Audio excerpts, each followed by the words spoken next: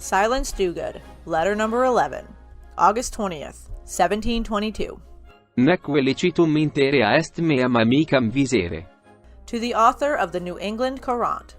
Sir, from a natural compassion to my fellow creatures, I have sometimes been betrayed into tears at the sight of an object of charity, who, by a bare relation of his circumstances, seemed to demand the assistance of those about him.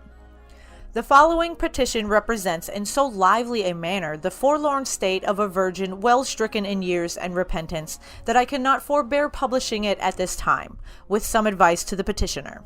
To Mrs. Silence Dogood. 1. That your petitioner, being puffed up in her younger years with a numerous train of humble servants, had the vanity to think that her extraordinary wit and beauty would continually recommend her to the esteem of the galleons, and therefore, as soon as it became to be publicly known that any gentleman addressed her, he was immediately discarded. 2.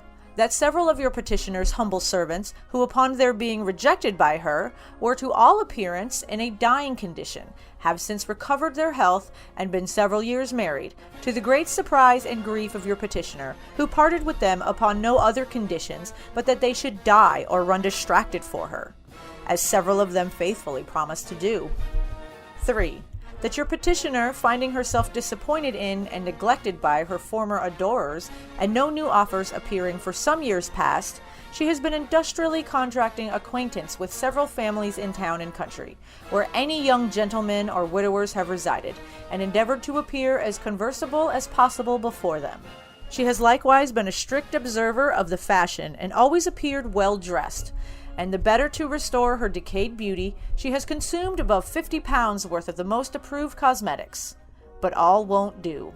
Your petitioner therefore most humbly prays that you would be pleased to form a project for the relief of all those penitent mortals of the fair sex who are like to be punished with their virginity until old age for the pride and insolence of their youth. And your petitioner, as in duty bound, shall ever pray, etc., Margaret Aftercast. End quote.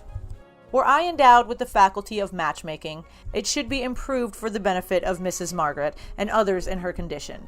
But since my extreme modesty and taciturnity forbids an attempt of this nature, I would advise them to relieve themselves in a method of friendly society. And that already published for widows, I conceive would be a very proper proposal for them, whereby every single woman, upon full proof given of her continuing a virgin for the space of 18 years, dating her virginity from the age of 12, should be entitled to £500 in ready cash. But then it will be necessary to make the following exceptions. 1. That no woman shall be admitted into the society after she is 25 years old, who has made a practice of entertaining and discarding humble servants, without sufficient reason for doing so, until she has manifested her repentance in writing under her hand. 2.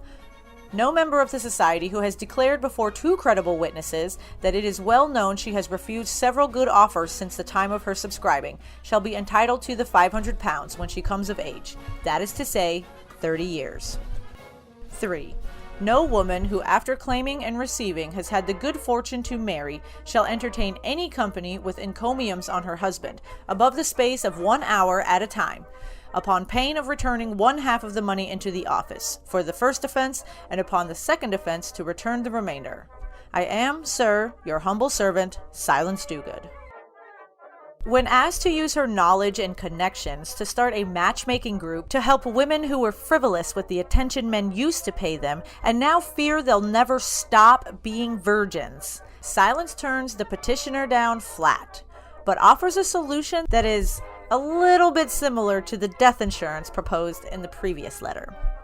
This plan doesn't seem so sound, though, and requires one to submit to a medical examination to prove their virginity, which is just 2 steps beyond what I think entry to any group should entail.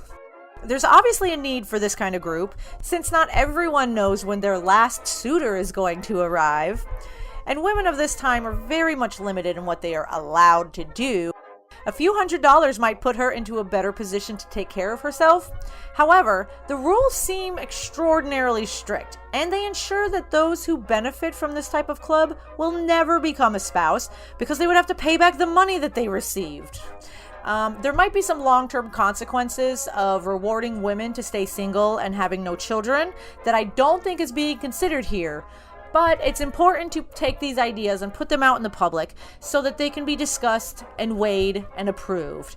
I'm a little bit curious what kind of a response this letter got from the public, but I have a feeling it would mostly be just men saying, "You should have married me when I gave you the chance." This has been Megan America, reading the letters of Silence Dogood.